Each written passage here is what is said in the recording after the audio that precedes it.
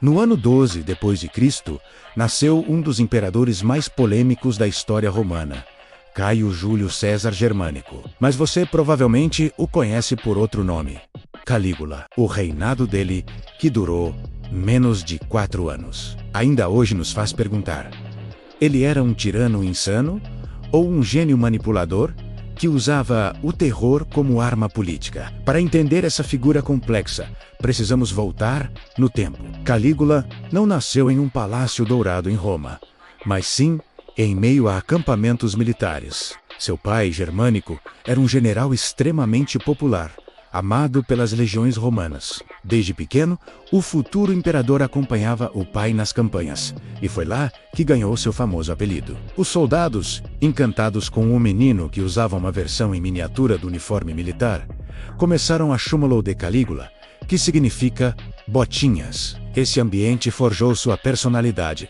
e lhe deu uma visão única do poder militar, algo que ele usaria mais tarde a seu favor. A infância cercada por soldados e o prestígio de sua família criaram a imagem de um jovem destinado à grandeza. Todos em Roma viam nele a promessa de um futuro brilhante. E de fato, quando Calígula finalmente assumiu o trono em 37 depois de Cristo, a cidade inteira celebrou. Ele tinha apenas 24 anos e era visto como a esperança de uma nova era. O imperador anterior, Tibério, havia sido sombrio e impopular.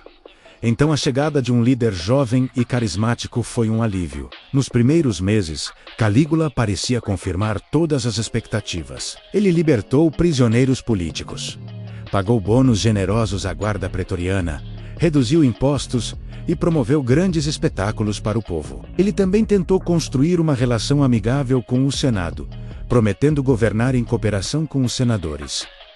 Roma respirava um ar de otimismo. Parecia que, finalmente, o império estava em boas mãos. Ninguém poderia imaginar a transformação chocante que estava por vir. Então, algo terrível aconteceu. 7 meses após o início de seu reinado, Calígula ficou gravemente doente. Os registros históricos não são claros sobre a natureza da doença, mas ele esteve à beira da morte. O povo romano rezou por sua recuperação, temendo o caos que sua morte poderia causar. Quando ele finalmente se recuperou, algo nele havia mudado. O governante amável e promissor desapareceu, dando lugar a uma figura sombria, paranoica e autoritária. Foi como se uma outra pessoa tivesse assumido o controle. A partir desse ponto, seu governo tomou um rumo radicalmente diferente. Ele passou a concentrar o poder em suas mãos, desprezando abertamente o Senado e governando por meio de decretos e do medo. Mas a grande questão que ecoa até hoje é: a doença realmente o enlouqueceu? Ou ela apenas despertou um lado tirânico que já existia?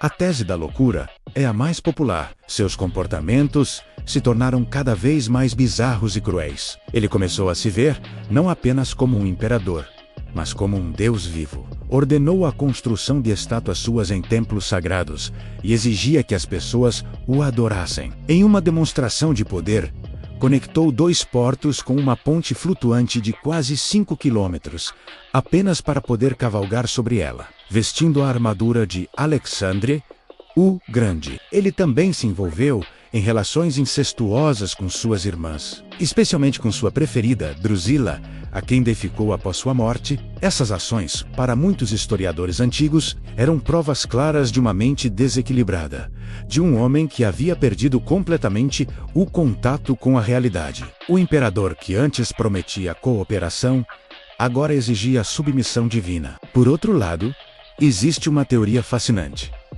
E se tudo não passou de uma estratégia calculada, alguns historiadores modernos sugerem que Calígula não era louco, mas sim um mestre da propaganda política. Suas ações, por mais estranhas que parecessem, tinham um objetivo claro: humilhar a aristocracia romana e consolidar seu poder absoluto. Ao se declarar um deus, ele se colocava acima do Senado e de qualquer lei humana. Ao forçar senadores a correrem ao lado de sua carruagem ou a beijarem seus pés, ele destruía a autoridade deles publicamente. A famosa história de que ele planejava nomear seu cavalo, Incitatus, como cônsul, pode ser o maior exemplo disso. Se for verdade, não seria um ato de loucura, mas sim um insulto supremo. Calígula estaria dizendo aos senadores que até mesmo seu cavalo era mais qualificado para o cargo do que eles. Era uma forma brutal de mostrar que o poder deles era uma ilusão e que só a vontade do imperador importava. O terror se tornou sua principal ferramenta de governo. Calígula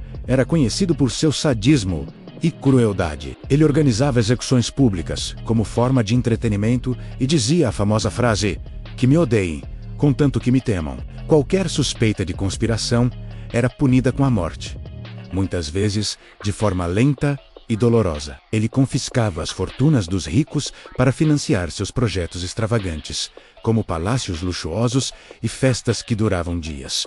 Esse clima de medo constante garantia a obediência. Ninguém ousava desafiá-lo abertamente. Mesmo que suas ações parecessem caóticas, elas criaram um sistema onde sua autoridade era inquestionável. Por trás da fachada de loucura, havia um controle férreo sobre o império. Ele sabia que o poder em Roma era um jogo perigoso e decidiu jogar da forma mais implacável possível. No entanto, governar pelo medo tem um preço. O terror constante gera ressentimento e, eventualmente, rebelião. Calígula criou inimigos em todos os cantos.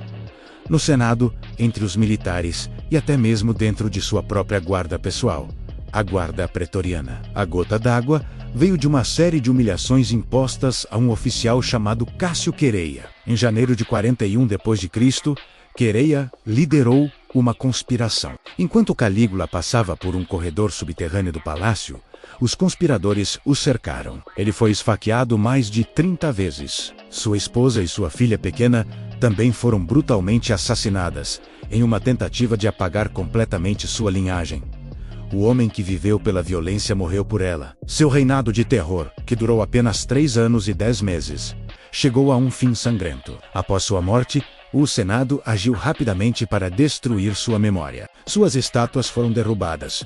Seu nome foi riscado de documentos públicos e uma campanha de difamação foi iniciada. A maioria dos relatos que temos sobre Calígula foram escritos por seus inimigos, como Suetônio e Dião Cássio, que pertenciam à classe senatorial que ele tanto humilhou. Isso nos faz questionar: quanto do que sabemos sobre ele é verdade e quanto é exagero, propaganda para justificar seu assassinato? Será que ele era realmente o monstro insano que a história pintou? Ou um líder autocrático cujas ações foram distorcidas por aqueles que o derrubaram? É possível que a verdade esteja em algum lugar no meio. Talvez ele fosse um homem com tendências autoritárias, cuja doença mental amplificou suas piores características, transformando-o em um tirano. A figura de Calígula permanece um dos maiores enigmas da história romana. Ele foi um governante que começou com a promessa de um futuro dourado e terminou como um símbolo de tirania